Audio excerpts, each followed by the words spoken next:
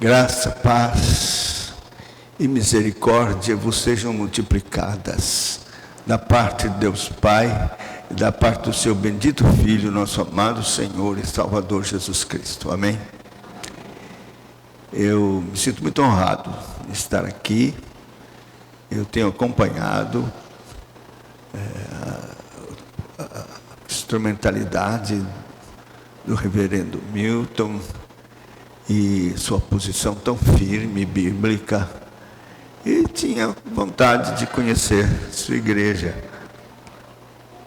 E se a gente no vídeo lá não dá para ver como é a igreja, né? E eu pensava, assim, deve ser uma igrejinha lá no canto da praia.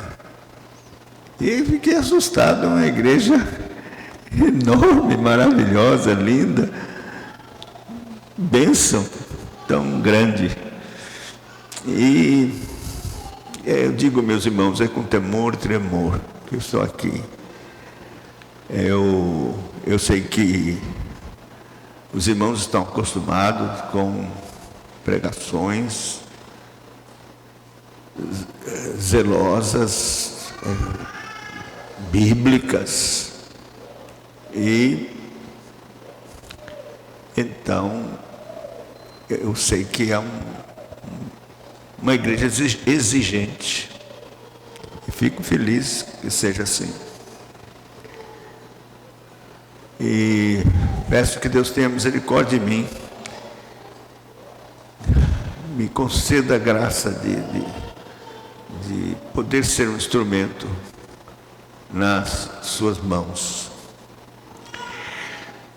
Eu vim orando e pensando o que eu poderia pregar, que é sempre assim, né? A gente, os pastores, ficam ansiosos e preocupados, pensando, tenho várias mensagens, qual a mensagem que eu devo pregar para essa igreja?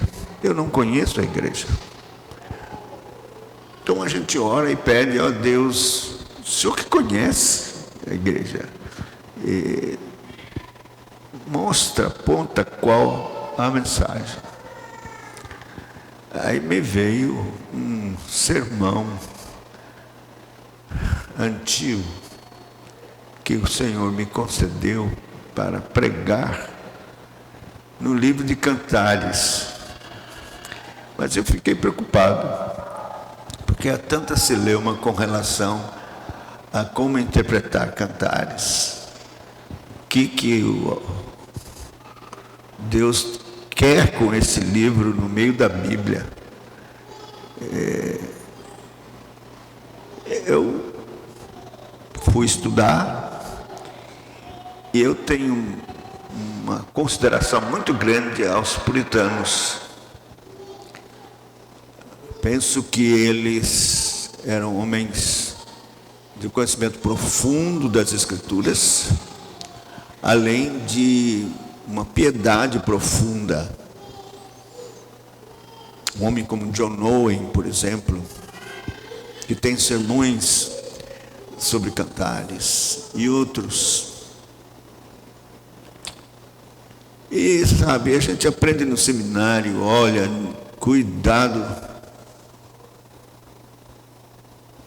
quando for pregar com alegorias. Nós não devemos usar alegorias. Temos que ver o propósito do autor e coisas assim. Então, Deus me livre de alegorias. Mas eu aprendi com os puritanos que existem alegorias autorizadas. Isto é, que Deus faz uso de alegorias. Paulo fez, falando de dois montes, Agar, Sinai, e disse, são duas mulheres, esses dois montes. É uma alegoria. Aí ele fala, e usa a expressão, é uma alegoria. Então eu vi que os puritanos interpretavam juntamente com as Escrituras, calçando com outros textos o livro de Cantares, não como um manual de casamento, de manual sexual para o casal, mas como uma alegoria entre Javé e Israel. Nós temos vários textos também que falam que Deus considerava Israel como sua esposa. E como ela se prostituiu, virou as costas e rejeitou. E aí o apóstolo Paulo, no Novo Testamento, fala de um mistério, que é a relação entre Cristo, Deus, com a sua igreja. E diz que é um mistério. Com isso, nós temos, então, uma chancela do apóstolo Paulo para entender que relacionamentos de marido e mulher e o próprio livro de Cantares é, sim, um mistério que fala da relação entre Deus e sua igreja, entre Cristo e sua igreja. Então, eu gostaria de trazer uma mensagem.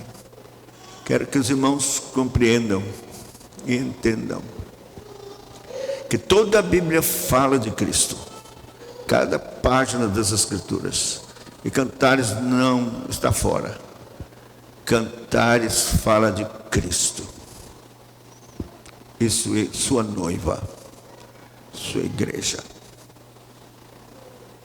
Por isso quero convidar vocês a abrir a palavra de Deus no livro de Cantares, Cântico dos Cânticos. Eu vou ler no capítulo 4, a partir do verso 16, vou entrar no capítulo 5.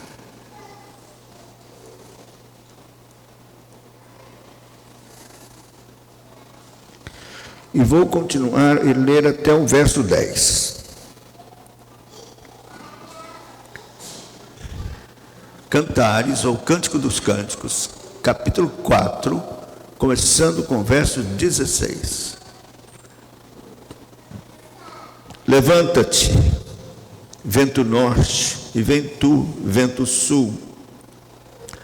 Assopra no meu jardim, para que se derramem os seus aromas.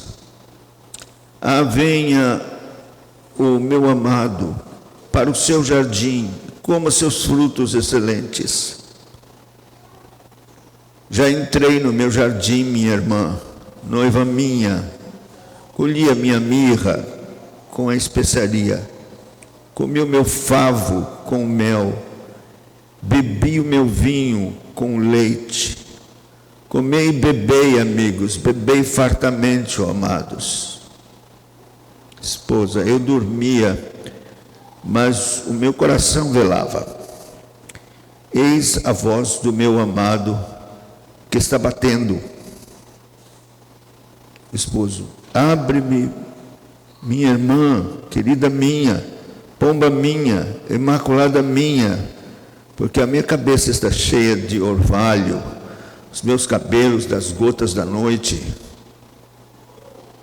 A esposa responde, já despi a minha túnica, hei de vesti-la outra vez, já lavei os meus pés, tornarei a sujá-los. O meu amado meteu a mão por uma fresta, meu coração se comoveu por amor dele. Levantei-me para abrir ao meu amado. As minhas mãos destilavam mirra, e os meus dedos mirra preciosa, sobre a maçaneta do ferrolho. Abri ao meu amado, mas já ele se retirara, tinha ido embora. A minha alma se derreteu quando antes ele me falou, busquei-o e não o achei, chamei-o e não me respondeu. Encontraram-me os guardas que rondavam pela cidade espancaram-me e feriram-me, tiraram-me o manto. Os guardas dos muros, conjuro-vos, ó filhas de Jerusalém, se encontrardes o meu amado, que lhe direis? Que desfaleço de amor. Que é o teu amado mais do que outro amado, ó tu mais formosa entre as mulheres? Que é o teu amado mais que outro amado, que tanto nos conjuras? A esposa diz: o meu amado é alvo e rosado, o mais distinguido entre os 10.000. Até aqui. Vamos orar. Senhor, socorre-nos, vem nos assistir por tua graça e iluminação do teu Espírito Santo, que está a tua santa e bendita palavra, um livro esquecido. Mas, Senhor, nós queremos buscar aqui o que o Senhor tem para nós, para nossa alma, nosso coração. O Senhor tem um propósito ao escrever esse livro com relação à igreja, a amada da tua alma, e que o Senhor precisa e necessita de compreender os teus planos, os teus propósitos para ela. Vem, Senhor Deus, fala ao nosso coração, abre o nosso entendimento, traz cativo todo o pensamento à obediência de Cristo. Glorifica o teu santo nome, glorifica o nome de Jesus Cristo, nosso Salvador, noivo amado. E, Senhor, concede que nós, como noiva, como igreja, possamos corresponder a este amor tão grandioso que Ele demonstrou por nós, resgatando-nos com seu precioso sangue. Tem compaixão. Fala, Senhor, ao nosso coração, que o teu Espírito se manifeste com graça, misericórdia. Nós não merecemos que tu fales conosco, Senhor. Já oramos aqui confessando os nossos pecados e reiteramos que de fato temos pecado contra ti. Mas, Senhor, confiamos na tua misericórdia, no teu amor, na tua graça. Apieda-te de nós e deixa após si uma bênção, Senhor, para a nossa vida. Nesta noite, oramos assim, em nome do Senhor Jesus. Amém. Muito bem, então, a premissa que nós temos para interpretarmos aqui é Cristo e a Igreja, ou Javé e Israel, sua querida, a amada, a sua alma.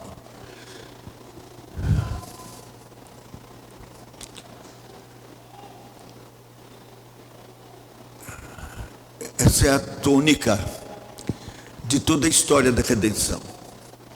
Desde a eternidade, Deus planejou tudo, criando todas as coisas, fazendo um concerto eterno, visando a sua glória e a glória do seu bendito Filho, Senhor Jesus Cristo. Quis criar os homens, mas sabendo que eles iam pecar, separou um povo, os eleitos que Ele amou, e escreveu o nome de cada um deles no livro da vida, e designou seu Filho para ser o redentor desses eleitos. e resgatá-los, porque iriam pecar. E não tem outra forma, e não havia outra forma, senão, na plenitude dos tempos, se fazer carne, se humilhar, se tornar o redentor da sua igreja, morrer e derramar seu sangue por ela.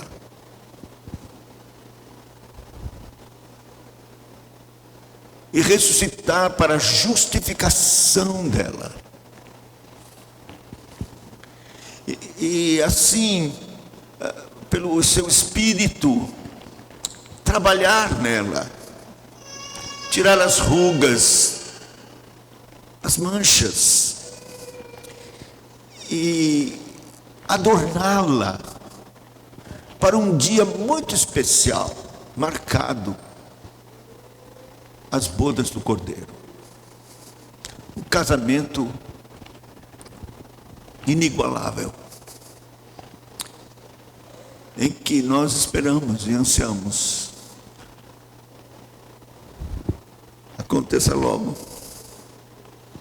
Então, tendo isso em mente, nós vamos ler Cantares e pensar no relacionamento de Cristo e a sua igreja. Meus irmãos, o que Deus e o Senhor Jesus deseja é que a sua igreja, conquistada pelo seu amor, esteja desperta, ansiosa para ter comunhão com o seu amado. Nós sabemos que Ele estabeleceu os meios de graça estabeleceu isso para a comunhão dele com a sua igreja. Especialmente a oração e os sacramentos, nós temos comunhão, mas eu queria enfatizar a oração, no momento em que nós nos deleitamos na presença do nosso amado como igreja. A expressão que temos aqui é como se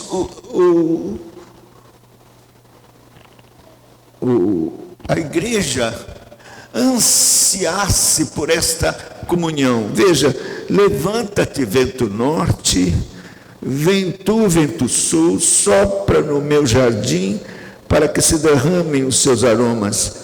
Ah, venha, meu amado, para o seu jardim, coma seus frutos excelentes. Veja, uma igreja que deseja ter comunhão com o seu amado, que quer ter essa comunhão no jardim de oração, e que então, nesta comunhão, tanto ela experimente cada vez mais o fortalecimento do seu amor pelo seu amado, como ele usufrui desta comunhão e se agrada de estar com ela nesta comunhão. Vento sul, vento norte, isso pode representar o Espírito Santo soprando e abençoando esta comunhão. Meus irmãos, nós vivemos dias difíceis, de frieza espiritual na igreja. E todos nós somos cientes de que as reuniões de oração nas igrejas, elas são desprezadas. É o menor número que nós temos nas atividades da igreja diz respeito à reunião de oração. Eu sei, há tantas justificativas, a gente pode ficar pensando, é uma ciranda, pastor, o senhor não faz ideia como é a minha vida, eu tenho que levantar cedo e não sei o que, e correr, e tenho que levar as crianças para a escola, e depois vou para o trabalho, e depois venho, chego cansado, não posso fazer o culto doméstico todo dia e tal, e ainda tenho os trabalhos da igreja. mas eu não tenho condições de ir à reunião de oração. Então eu elejo, né? Eu digo, bom, eu vou domingo. E assim nós percebemos que há frieza nesse interesse, nesse desejo de estar na presença do Senhor. Sabe aquele primeiro amor que aquece o nosso coração e nos chama e nos faz priorizar estar na presença do Senhor. São tempos de avivamento, santos que fazem isso. É impressionante.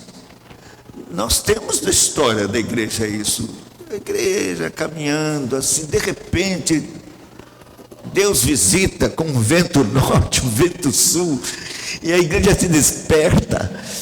E então as pessoas são levadas a buscar a presença do Senhor, a desejar que Ele venha, tenha comunhão com elas. As reuniões de orações são cheias em tempos de avivamento, porque o que as pessoas mais querem é estar na presença do Senhor. Ao passo que quando não há, é tão difícil. As reuniões de oração são desprezadas. O esposo diz, já entrei no meu jardim, minha irmã, noiva minha, colhi minha mirra com especiarias, comi o meu favo com mel, bebi o meu vinho com leite, comei e bebei, amigos, bebei fartamente, ó amados. Quer dizer, ele promete mesmo que essas reuniões sejam poderosas, maravilhosas, de comunhão real e de alimento espiritual, quando as pessoas de fato saem destas reuniões cheias de Cristo, cheias de amor por Cristo, cheias, fortalecidas na fé, amando uns aos outros, cheios de alegria, como se comesse mesmo especiarias juntamente com Cristo.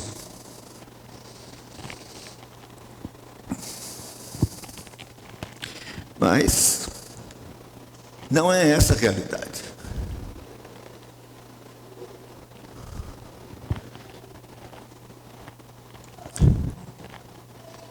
E nós precisamos nos conscientizar disso. Alguma coisa está errada. Por que não ansiamos pela presença de Cristo? Sabe quando a gente vai mesmo para a reunião de oração? Quando tem um problema sério. Se você está passando um problema sério, enfermidade, ameaça de morte, o que for, na família, situação financeira difícil, você não tem saída, você corre para a reunião de oração. E eu acho que às vezes Deus mesmo faz isso para você correr para a reunião de oração, para você orar. Porque de outra sorte não vai.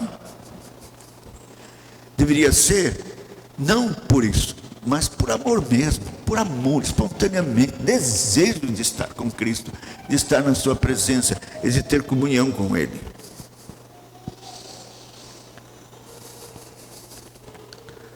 O verso 2 mostra a situação da igreja.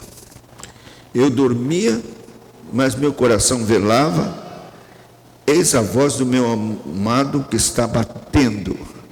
Veja, eu dormia, mas meu coração velava.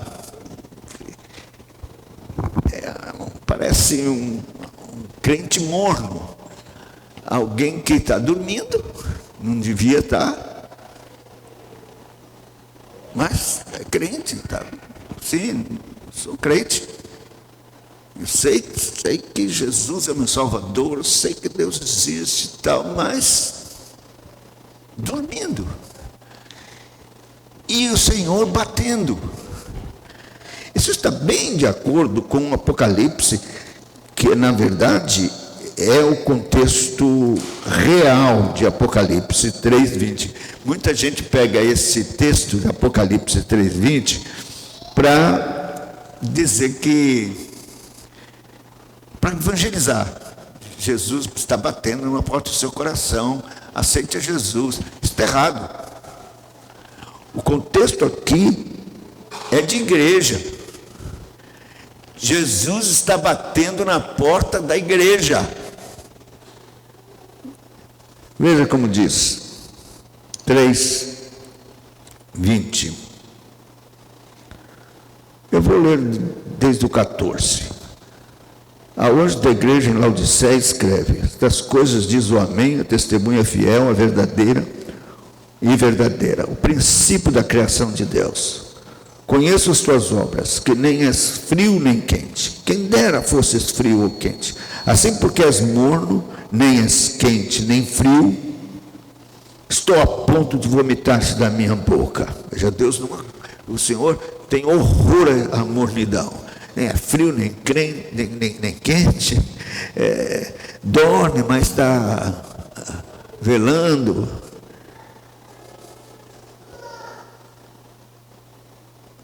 Pois dizes, estou rico, abastado, não preciso de coisa alguma, nem sabes que tu és infeliz, sim, miserável, pobre, cego e nu. Aconselho que de mim compres ouro refinado pelo fogo para te enriqueceres, vestiduras brancas para vestires, a fim de que não seja manifesta a vergonha da tua nudez, e colírio para ungires os olhos, a fim de que vejas. Eu repreendo e disciplino quantos amo. Sê, pois, zeloso e arrepende-te. Eis que estou à porta e bato. Se alguém ouvir a minha voz e abrir a porta, entrarei em sua casa, cearei com ele e ele comigo. Então, Cristo está batendo a porta da igreja. Imagine Cristo batendo fora, a igreja reunida, morna, dormindo, e Cristo batendo. Meus irmãos, essa é a realidade da igreja e do cristianismo em geral hoje. Michael Horton escreveu um livro e o título é Cristianismo sem Cristo. É verdade.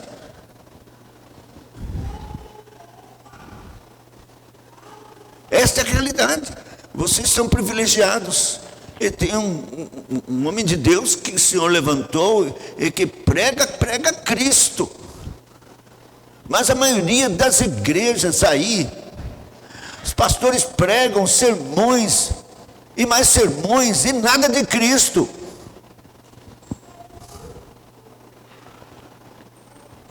Eu vi alguém postou, não sei se foi Lutero que disse isso, analisando a situação da igreja na época em que a reforma começou, em que ele estava.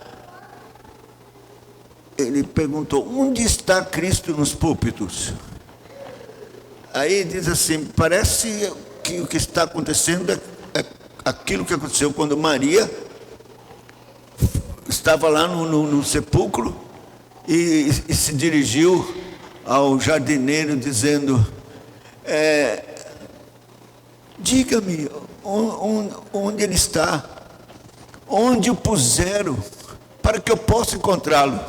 Aí está dizendo que essa situação que está acontecendo hoje nas igrejas. Onde está Cristo? Onde o puseram? Para que eu possa encontrá-lo, porque tem de tudo, mas não tem Cristo.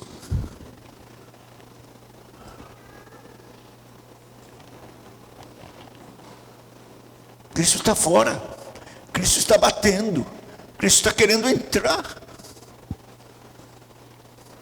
Meus irmãos, sem Cristo nada. Sem Cristo a igreja é clube. E jamais haverá, de fato, verdadeiro despertamento, conversão, mudança, sem buscarmos Cristo, sem que Cristo não seja revelado pela palavra, na pregação, ou na nossa busca nas Escrituras, ou a nossa busca por Ele em oração. Cristo Cristo está fora. Eu sei de muitos crentes que estão na igreja, envolvidos em atividades, mas tem pouco relacionamento ou comunhão pessoal com Cristo.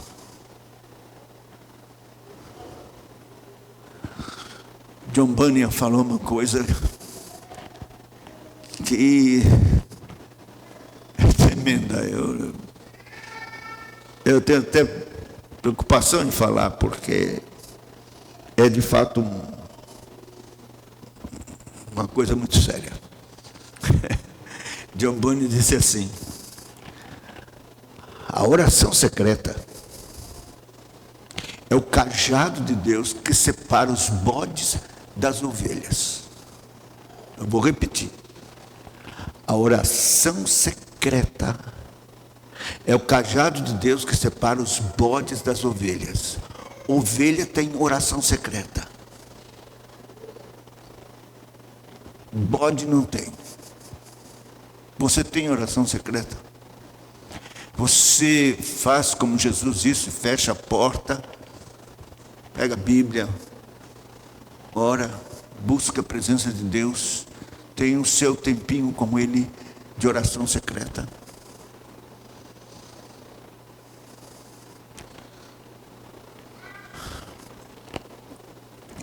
Um puritano chamado Shepherd, com aquela leva que veio para a Nova Inglaterra, da Inglaterra para a Nova Inglaterra, que é os Estados Unidos.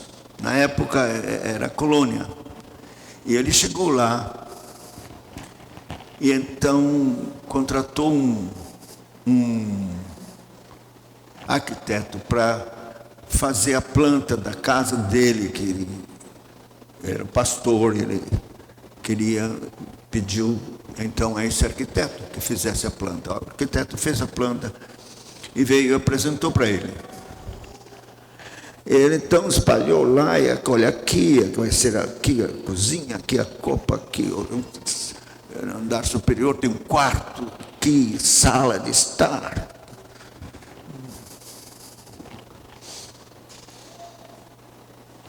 Ele então começou a chorar. Na sua cabeça começou a chorar. Aí o arquiteto ficou desconcertado e disse: pastor, por que o senhor está chorando? Se o senhor não gostou, a gente pode fazer de novo, mudar. O que é que o senhor está chorando? Ele disse: não se preocupe não. É porque eu não vi o quartinho de oração. E a culpa não é sua, não. É porque eu estou prevendo que não haverá mais quartinho de oração nas casas da Nova América, da Nova Inglaterra, da nossa colônia. Não haverá mais quartos de oração. Porque os puritanos tinham quartos reservados, quartinho de oração, onde eles buscavam a presença do Senhor. Então não tem mais. Pessoas estão dormindo, mas velando, e Cristo batendo. Ele ama a sua igreja, ele quer ter comunhão, ele não está satisfeito com esta mornidão, ele quer que você desperte, ele quer ter comunhão com você, e está fora, batendo. E ele diz: abre-me, minha irmã, querida minha, pomba minha, imaculada minha, porque a minha cabeça está cheia de orvalho, e os meus cabelos das gotas da noite. Claro que eu busquei nos puritanos o que ele quer dizer com isso. E eles dizem que é Cristo está aqui batendo, expressando o seu desejo de ter essa comunhão, de estar com a igreja, e ele revela o seu amor por ela, que foi expresso na sua humilhação. Um Deus que habitava em luz inacessível, onde homem algum jamais penetrou, cheio de glória, rodeado de anjos, arcanjos, clamando: santo, santo, santo ao Senhor dos exércitos. Nós nem podemos imaginar a glória, nada lhe faltava. E nem podemos conceber que tipo de glória e de prazeres que o Senhor, Deus, desfrutava no seu domicílio glorioso e celestial. Mas a Bíblia diz que ele, por amor a nós, se humilhou e baixou e vestiu-se da nossa roupagem humílima e se fez como um de nós. A encarnação é algo tão glorioso, profundo, misterioso. É a kenosis que nós nem compreendemos, esse mistério tão glorioso de um Deus que tabernaculou conosco e que se humilhou e se fez como um bebê, humilde, com um corpo como o nosso, sem pecado. Porque Deus preservou o nosso Senhor do pecado, de modo que ele era um ente santo, mas verdadeiro Deus. E aí andou nesse mundo, numa família pobre, com dificuldades, necessidades. A Bíblia diz que ele não tinha onde reclinar a cabeça. Ele certamente dormiu no relento, com a cabeça cheia de orvalho, em muitas ocasiões. Por amor a nós, por amor à sua igreja, sua noiva. E é como se ele dissesse isto: foi isto que eu fiz. Quero ter comunhão. É como se ele dissesse: por que você não me ama, sendo que eu amei tanto?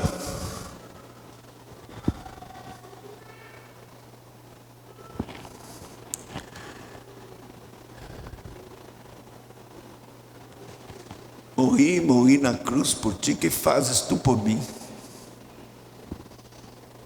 Eu me humilhei, eu me tornei homem, eu me expus ao orvalho da noite, que é a noite da humilhação de Cristo encarnado em nosso favor. Mas veja a resposta tão triste da noiva: já despi minha túnica, hei de vesti-la outra vez? Já lavei os pés, tornarei a sujá-los?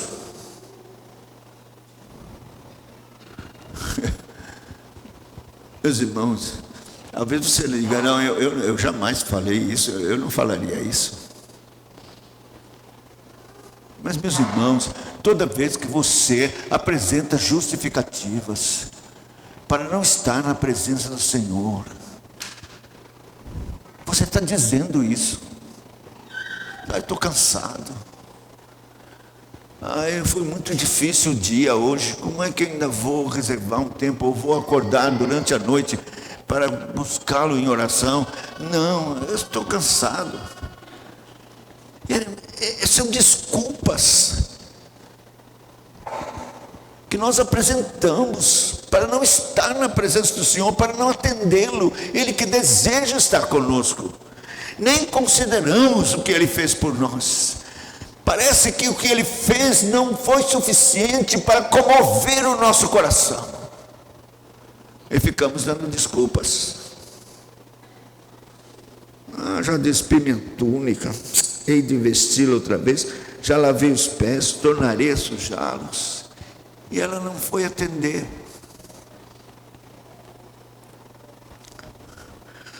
Mas, meus irmãos, Deus é gracioso. Veja, ela diz: o meu amado meteu a mão por uma fresta, o meu coração se comoveu por amor dele. Veja, o Senhor sabe da nossa negligência, da nossa omissão, Ele sabe do nosso pecado de negligência, de omissão, do nosso desinteresse e do nosso amor que está aí enfraquecido. Mas Ele não desiste, Ele põe a mão na fresta. Esse é um gesto que mostra que o Senhor, Ele age apesar da nossa resistência e desinteresse. Esse gesto mostra que o Espírito Santo não desiste de nós, Ele está trabalhando. Se é um verdadeiro crente, o Espírito Santo não vai desistir.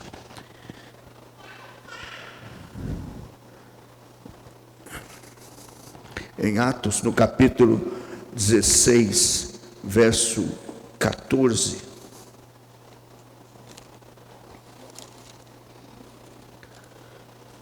nós vemos assim: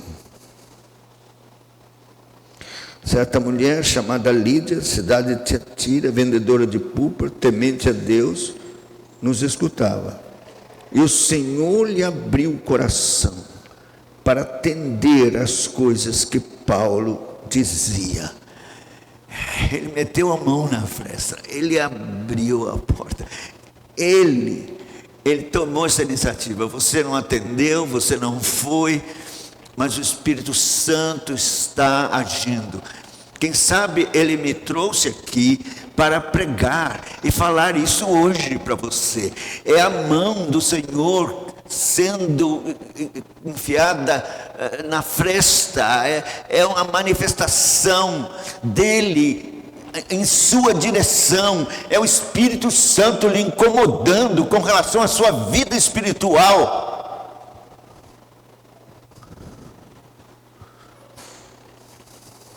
Aí ela levanta, vai, e quando abre, pega na maçaneta para abrir, sente a mirra, sente aquele perfume das mãos do seu amado, tomando a iniciativa, mesmo ela sem querer e desejar. Isso a comove. Oh, meus irmãos, que coisa preciosa saber que temos um amado que se interessa por nós. Mas às vezes a forma dele nos curar desta apatia, desta frieza espiritual, é nos deixar por um tempo. Nós sabemos que este é um método também de Deus.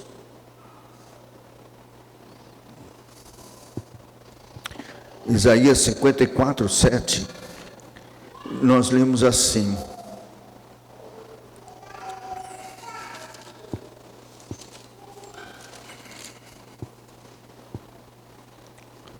por breve momento te deixei, mas com grandes misericórdias torno a acolher-te. Ela abre a porta e ele não está mais lá.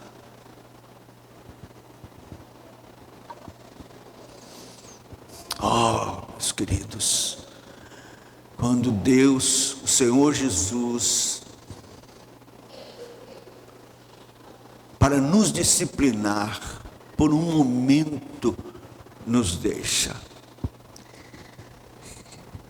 Os puritanos chamavam isso de noite da alma. Quando as pessoas oravam, parecia que a oração não subia, não passava do teto, que Deus não ouvia nada. momento tão difícil, tão angustiante para quem é verdadeiramente crente.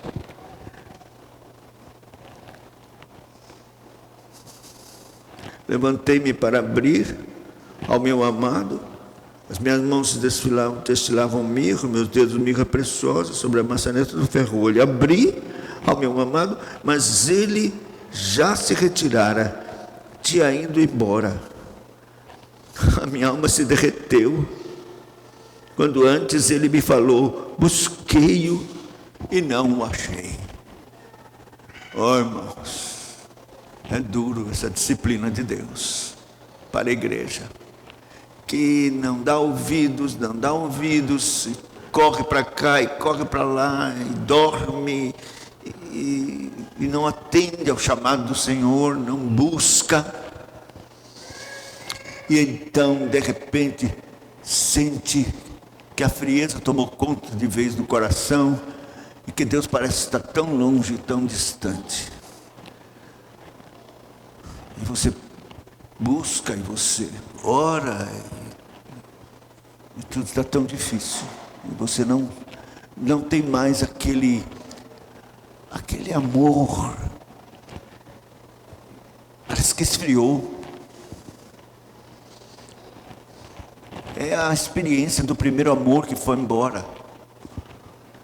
E que as pessoas agora não têm mais aquele fervor. Sabe quando você se converteu e tinha aquele amor e desejo, e leu a Bíblia toda, quase numa semana, e não faltava trabalho nenhum, e querendo estar com os crentes, e orando, e buscando a Deus. E agora isso não acontece mais. Mas lembre-se, como eu disse, Deus não desistiu de você. Então, sabe o que Ele vai fazer?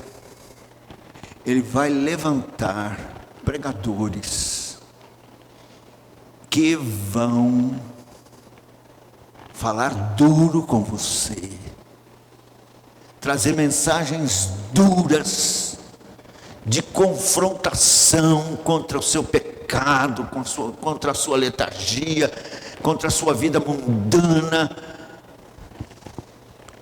E é o que está aqui. Chamei e não me respondeu. Aí o verso 7. Encontraram-me os guardas que rondavam pela cidade, espancaram-me e feriram-me, e tiraram-me o manto. Quem são esses guardas que rondavam a cidade? Isaías 62, versículo 6. Isaías 62, versículo 6. Sobre os teus muros, ó Jerusalém, pus guardas, que todo dia e toda noite jamais se calarão. Vós os que fareis lembrar do nome do Senhor, não descanseis. São profetas, esses guardas estão sobre Jerusalém, sobre os muros de Jerusalém. Deus os levantou para que falassem, e confrontassem, e expusessem o pecado do povo, sua negligência, omissão, falta de amor, desinteresse, amor mais ao mundo do que a Cristo. Os guardas espancando com a palavra de Deus, tirando o manto da hipocrisia de uma noiva, princesa, como que expondo as suas vergonhas pela pregação fiel da palavra de Deus. Bendita a igreja que tem mensageiros, guardas, que falam a verdade de Deus e não ficam contando historinhas ou com mensagens de autoajuda, massageando o seu ego, mas que são fiéis e pregam a palavra de Deus e a expõem no poder do Espírito Santo, na violência de Deus, mas cheia do amor de Deus. a igreja espancada pela palavra de Deus, pelos guardas, os profetas, sobre os muros de Jerusalém. Talvez você tenha sido espancado com a palavra. Mas veja que funcionou. Porque no verso 8, ela já se mostra totalmente mudada. Conjuro-vos, ó filhas de Jerusalém, se encontrares o meu amado, que lhe direis que desfaleço de amor. Oh, glória a Deus. Quando a palavra de Deus não volta vazia, mas age. Quando o Espírito Santo opera no coração da igreja, de forma que ela é desperta, percebe, pela exposição da palavra, que de fato falhou contra Deus, mas que o ama de todo o coração. Então, diga a ele, se encontrarem, por favor, diga-lhe que desfaleço de amor. Eu me impressiono com essa expressão, ela é tão forte. E eu fico pensando, meu Deus, eu não desfaleço de amor por Cristo. Senhor, alguma coisa precisa acontecer. Eu quero também dizer isso. Oh, por favor, digam a ele, o amado da minha alma, que eu desfaleço de amor. Nossa vida seria diferente, sua vida seria diferente, para com a igreja, para com as coisas de Deus, se você de fato desfalecesse de amor. Oh, que bendita a hora em que o Espírito Santo nos visita e tira a venda dos nossos olhos e todo engano do nosso coração e nos mostra Cristo em toda a sua beleza e glória e afeições e amor.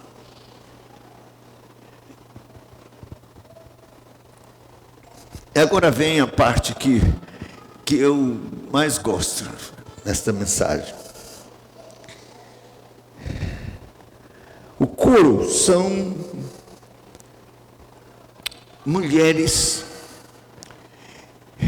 eu diria, são pessoas que estão ao redor da igreja, mas que ainda não vieram, estão vendo, olhando para ela, observando o seu testemunho com relação a Cristo, para também se juntarem e se converterem. São os convívios, as pessoas que estão ao nosso redor. Veja o que elas dizem: quem é o teu amado mais do que outro amado? Ó tu, a mais formosa entre as mulheres, que é o teu amado mais que outro amado, que tanto nos conjuras. Sabe, quando você expressa seu amor por Cristo e rejeita tudo mais, tudo fica em segundo plano e as pessoas observam. Por que você não vai comigo lá para aquela cervejada? Por que você não vai comigo lá naquele lá do escritório? No domingo nós vamos nos reunir lá numa churrascada. Eu não vou. Eu tenho que ir para a igreja. Eu sirvo o meu Salvador, que é Cristo. E você começa a dar esse testemunho, não abre mão e demonstra seu amor, que você de fato desfalece de amor por Cristo. Então essas pessoas ficam admiradas, dizem: por quê? Que é esse amado mais do que outro amado? Porque ele é mais importante do que nossa amizade, o convívio conosco? Por que é mais importante do que outras coisas que gostaríamos que você fizesse? O que é esse amado seu mais importante do que qualquer outro amado que nos conjuras? O que é? Aí a resposta dela é a seguinte: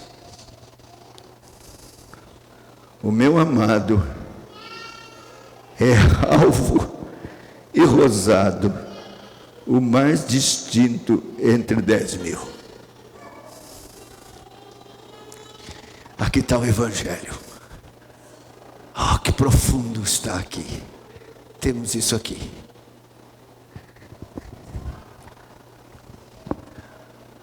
É alvo. Primeira coisa que ela diz: o meu amado é alvo. O que ela quer dizer com isso? O meu amado é Deus. Cristo é divino. É alvo. Você se lembra quando o Senhor Jesus foi transfigurado diante dos seus discípulos naquele monte, dos 3 discípulos naquele monte? O evangelista descreve dizendo que o seu semblante brilhava e seus vestidos ficaram alvos, tão alvos que nenhum lavandeiro em todo o mundo poderia alvejar desta forma. Ele se transfigurou e mostrou a sua divindade aos olhos dos seus discípulos, conversando com Moisés e Elias. Cristo mostrou a alvura da sua divindade. Que é o seu amado, mais do que outro amado que tanto nos conjura. Ele é Deus. Ele se fez carne, ele aqui habitou, mas ele é Deus, ele veio dos céus, ele é eterno, ele não tem nem começo nem fim de dias. Ele é Deus, meu amado é Deus, é o meu Deus. É alvo, mas é rosado. Aí eu fui lá no hebraico para ver qual era a palavra no hebraico para rosado. Sabe qual é? Adam.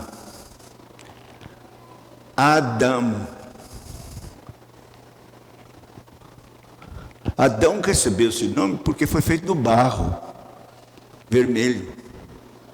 Então Adão é rosado, é vermelhado. O meu amado é divino, mas é verdadeiramente homem.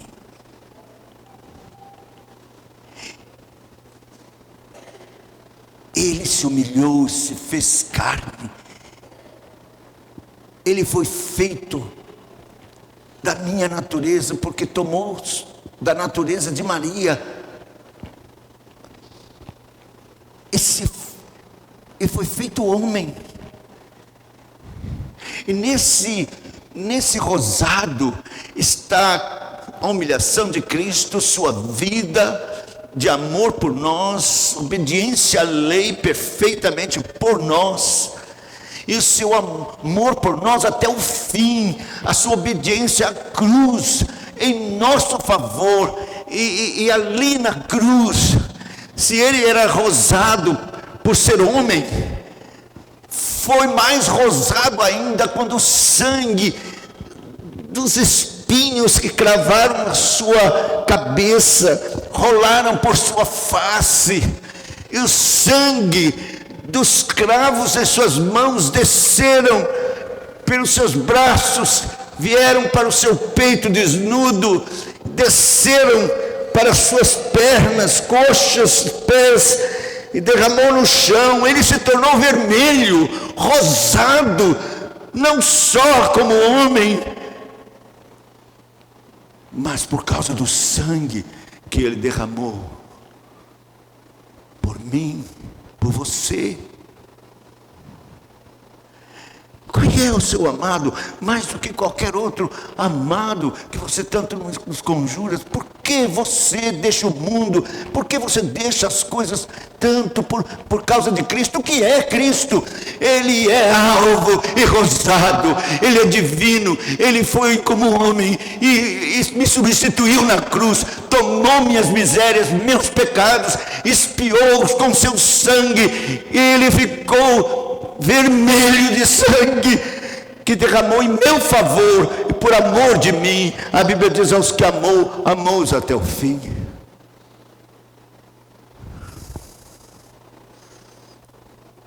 Meu amado é alvo e rosado, o mais distinguido entre 10.000. Será que você considera assim?